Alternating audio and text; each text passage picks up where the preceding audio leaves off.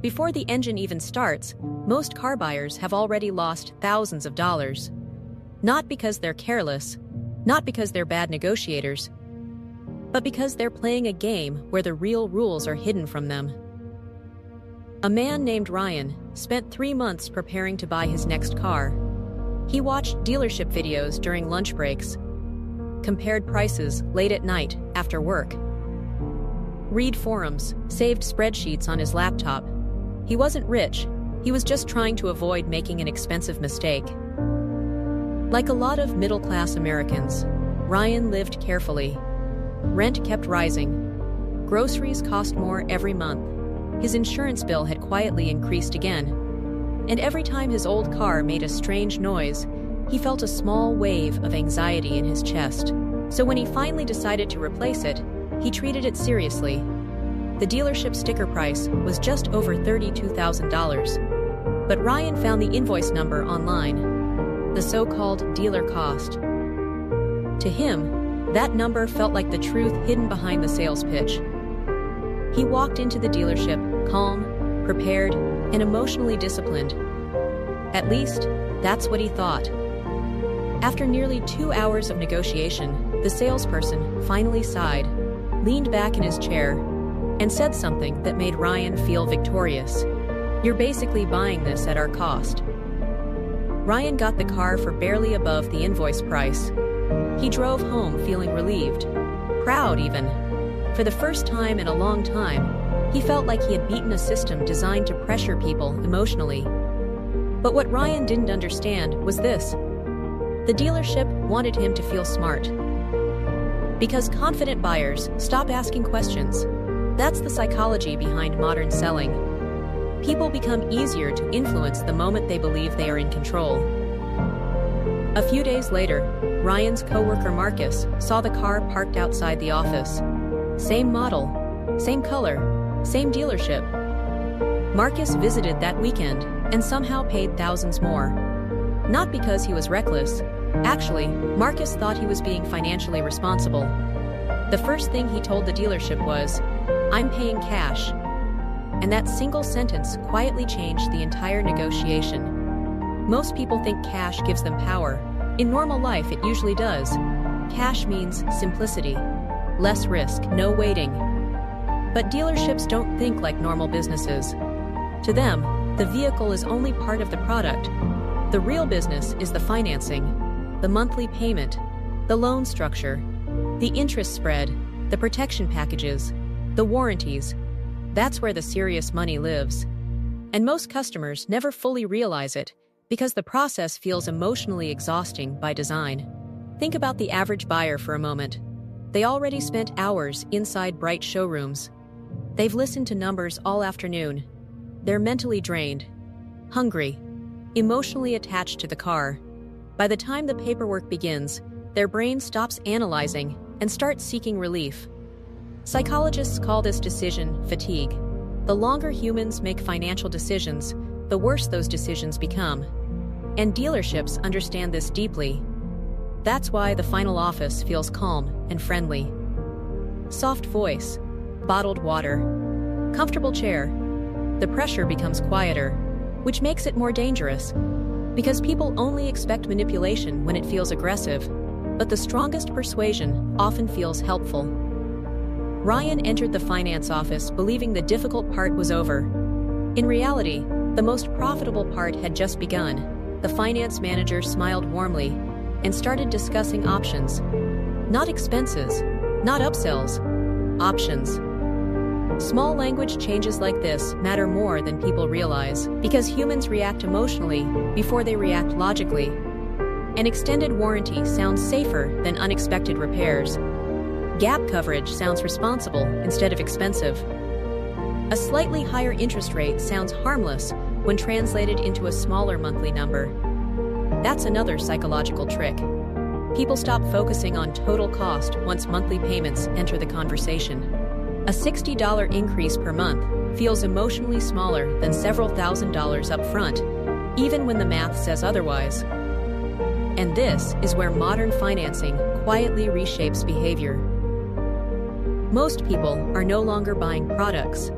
they are buying manageable emotions, manageable payments, manageable stress, manageable discomfort. The monthly payment becomes emotional anesthesia. It hides the true size of the purchase.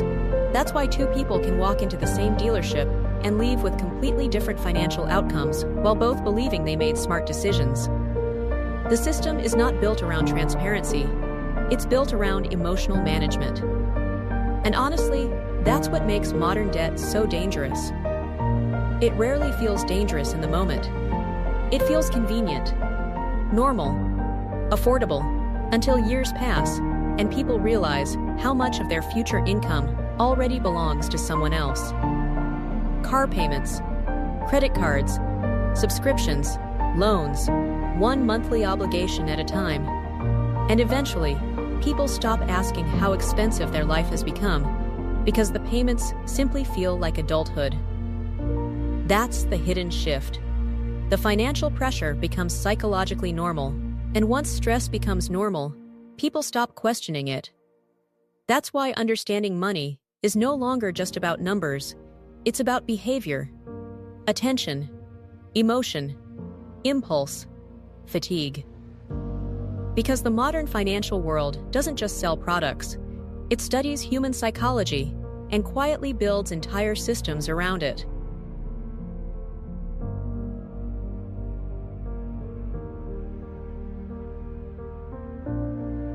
You walked out of the dealership feeling like you won. You spent 3 hours in that showroom. You negotiated. You pushed back. You got the price down. And when the salesman finally shook your hand, you felt something rare. You felt like you beat the system. But here's the part no one tells you about. That handshake wasn't the end of the deal. It was the beginning of the real one. There's a room at the back of every dealership. Most people barely notice it. It doesn't have windows. It doesn't feel like a showroom. It feels like an office, just a desk, some chairs, and a person waiting for you with a stack of paperwork.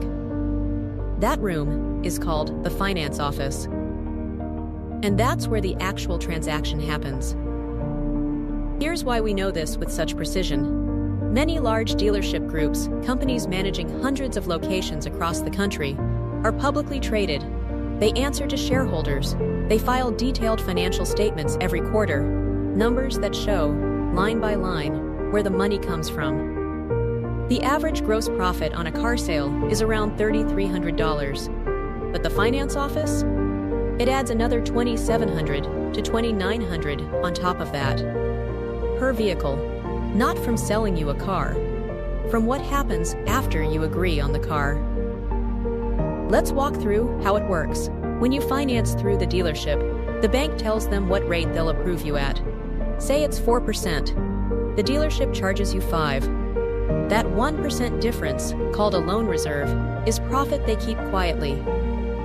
On an average loan, that's $600 to $800. You never see it. You just see your monthly payment. Then comes the extended warranty. They slide a brochure across the desk. It lists everything covered. Sounds thorough. Sounds responsible. What the brochure doesn't show you is the fine print, all the exclusions, all the conditions, all the ways a claim doesn't qualify. The profit margin on that warranty is $700 to $1,000. Gap insurance. This one has genuine value. If your car is totaled and you owe more than it's worth, Gap covers the gap. That's real. But the markup the dealership adds to it is $250 to $400. Then come the smaller items. Paint protection, wheel coverage, fabric treatment. Each one sounds minor. Each one carries a markup of $50 to $300. They add up fast. And at the very end, paperwork fees, documentation charges, registration processing, notary costs. The administrative layer of the transaction alone generates $700 to $800. Total from the finance office, somewhere between $2,700 and $2,900 per car. Now think about someone like Derek. Derek did everything right. He researched. He negotiated hard. He got the price down to $50 above invoice. He walked out proud. What Derek didn't see, the dealership had already built hundreds of dollars into the invoice price through manufacturer holdbacks. They had front-end incentives Derek didn't know existed. And the finance office added another $2,700 to the transaction on a deal where the salesman told Derek they were barely breaking even. The system isn't a scam, it's a machine. A well-designed, legally compliant machine, and Derek moved through it exactly as intended. Now there's another type of buyer. Call him Travis. Same dealership, same car, same month. Travis walked in and said, "I'm paying cash. Best price." He thought that was leverage. No loan, no monthly payment, no games. Just money on the table. What the dealership actually heard was different. They heard, the finance office just lost $2,700 on this deal. No loan to mark up. No gap insurance to sell. No warranty commission. No interest spread. The entire second layer of profit, gone. So they did the only logical thing. They made up that margin somewhere else. On the sticker price. The buyer who thought cash was power handed the dealership a problem, and they solved it before he ever sat down. Most people leave a dealership believing they negotiated well. Some of them did. But negotiating the car price is only the first half of a two-part transaction. The second half happens in a quieter room, with softer lighting, and a lot of paperwork designed to move quickly. Understanding both halves doesn't mean you can't get a fair deal. It means you know what fair actually looks like. And that changes everything. Most people walk out of a dealership thinking they outplayed the system. Travis thought that too. Same car, same dealership, same month as Derek. But Travis paid $2,400 more, not because he made a mistake, because he told the truth too early. Here's something that feels backwards until you understand the business. Cash is powerful almost everywhere. At the grocery store, at a garage sale, at a small business negotiating a discount. Cash gives you leverage because it's simple and immediate. But a car dealership isn't built like other businesses. At a dealership, the loan isn't a burden for them, it's income. The financing process is where a significant portion of their profit is generated, not on the showroom floor, but in the paperwork that follows. When a buyer announces they're paying cash, they're not simplifying the transaction. They're cutting off a revenue stream the dealership had already planned around. And when that happens, the dealership adjusts, quietly. Before the negotiation even starts, Travis paid more for the same car, not because the salesman disliked him, because the math required it. What most buyers don't realize is that dealerships don't wait to find out how you're paying. They have a process specifically designed to identify it early. It starts at the very beginning. When you walk in, someone hands you a form. It asks basic questions: your name, contact information, and whether you plan to finance or pay cash. It feels like routine intake paperwork. It isn't. It's a filter. The moment you check cash, your profile changes. Later in the visit, someone mentions they need to run a quick credit check. They frame it as standard procedure. What they're actually doing is confirming you still intend to finance, and if you don't, noting it before you reach the finance office. By the time most buyers sit down to sign, the dealership already knows exactly who they're dealing with. The buyer thinks the hard part is over. The dealership has been reading the situation for the past 2 hours. So what do you actually do with this information? The strategy is straightforward. It just requires patience and a little discipline. Walk in as a financing buyer. Don't mention cash. Don't hint at it. When a dealership believes you're financing, they classify you as a higher value customer, which means they're more willing to negotiate on the purchase price because they expect to recover margin later in the finance office. Use that expectation. When they hand you the initial form, the one that asks about your payment method, ask one simple question before you answer. Ask whether there's a loan origination fee. This signals you're thinking about loan terms, which reinforces the financing assumption. What you're actually doing is confirming there's no upfront cost you'd lose by paying early. Negotiate the car price hard. They'll give you more room than they would a cash buyer. Then, when you reach the finance office, keep negotiating. The extended warranty has $700 to $1,000 of margin built into it. Gap insurance carries $250 to $400. These are not fixed prices. Everything in that room has room to move. Most buyers just don't know that.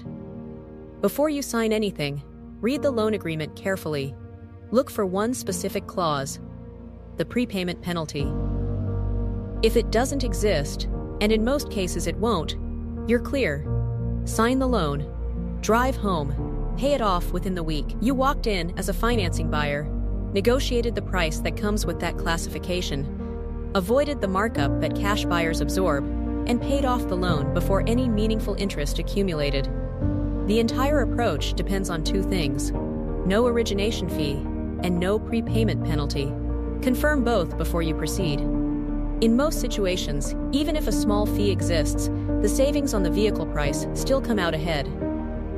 People tend to think the negotiation happens on the showroom floor, the back and forth over price, the manager visits, the long pauses. That's where the tension is. That's where it feels like a competition. But that part of the process, as real as it feels, is not where the largest sums change hands. The finance office is where the real transaction happens. And most buyers arrive there with their guard down, relieved the hard part is over, ready to sign. That's not a coincidence. That's the design. Derek negotiated well on the surface, but the system absorbed most of those gains before he left the building. Travis announced his advantage before the conversation started and paid for it. Now you understand how the layers work, where the money moves, and what to do differently. That's not a small thing. Most people spend years buying cars without ever seeing this clearly.